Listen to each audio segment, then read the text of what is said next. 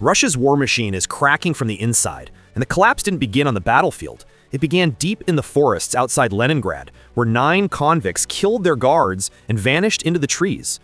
For the Kremlin, this was not just an escape, it was a signal that the country's most important source of soldiers, its prison system, has begun to revolt.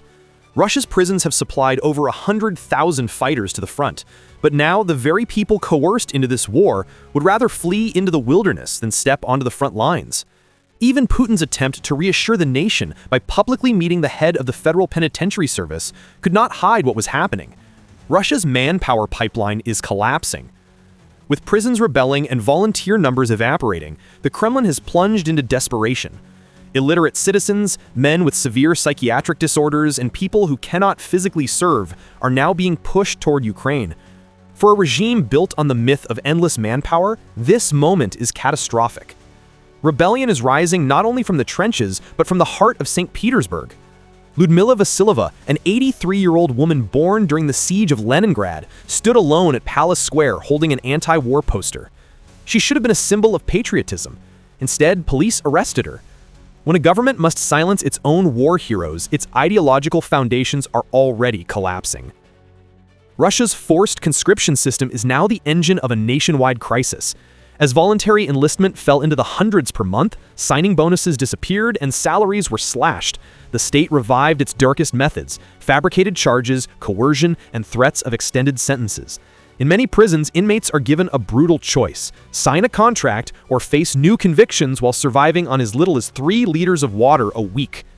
Since 2022, between 140,000 and 180,000 prisoners have been sent to fight. The Leningrad breakout shattered the illusion that this pool was endless. For many inmates, prison itself, cold, harsh, oppressive, still offered a higher chance of survival than the front lines. To escape, even by killing a guard, became the only path that did not end in near certain death. This revolt inside the prison system mirrors the broader deterioration of the Russian military.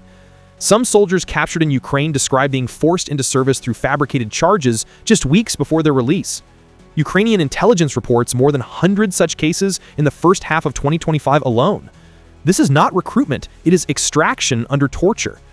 Even more shocking is who Russia now sends to fight.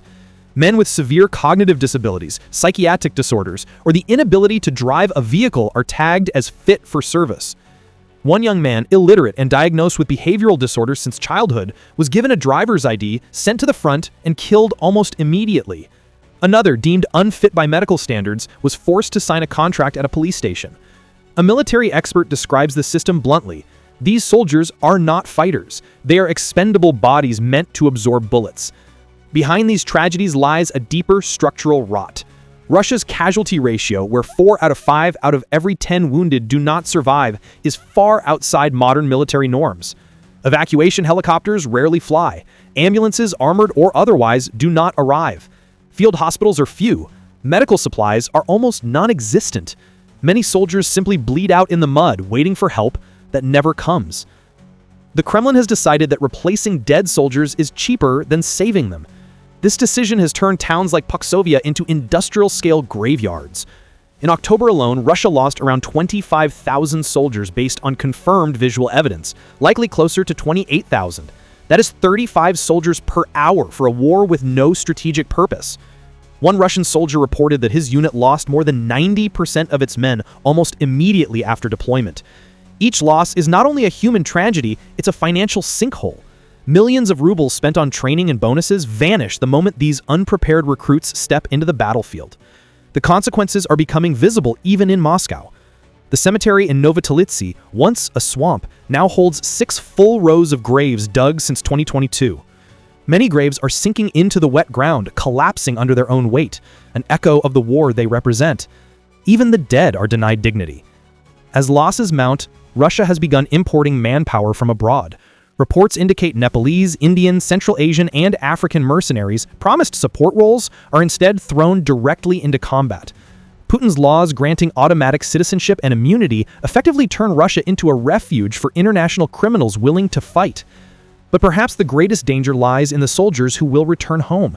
Economists warn that millions of traumatized veterans, accustomed to wartime salaries far higher than Russia's normal job market, will come back to a collapsing economy. Many will suffer from untreated PTSD. weapons smuggling is already on the rise. And with a shortage of more than 150,000 police officers, Russia is not prepared for the wave of violence that could erupt. Soviet Union faced this nightmare before. Afghanistan's returning veterans became a symbol of national failure. Stalin feared returning soldiers so much that many were sent straight to the gulag. Dictators fear armed, angry, disillusioned men, and Putin is no exception. One proposal suggests sending veterans to Siberia with promises of land and support. In reality, it is exile, a way to isolate millions of trained fighters from the rest of society. Such a policy risks sparking even greater backlash and chaos. After more than 2 decades in power, Putin built his rule on promises of stability and national pride. But today, Russia is being undone not by foreign enemies, but by the internal consequences of its own war. Escaping prisoners, disabled recruits, collapsed medical systems, mass graves, imported mercenaries, and millions of angry veterans returning to a country that cannot absorb them. The end of this conflict may not come from the front lines. It may come from the silent civil war already brewing inside Russia, a crisis the Kremlin can no longer control.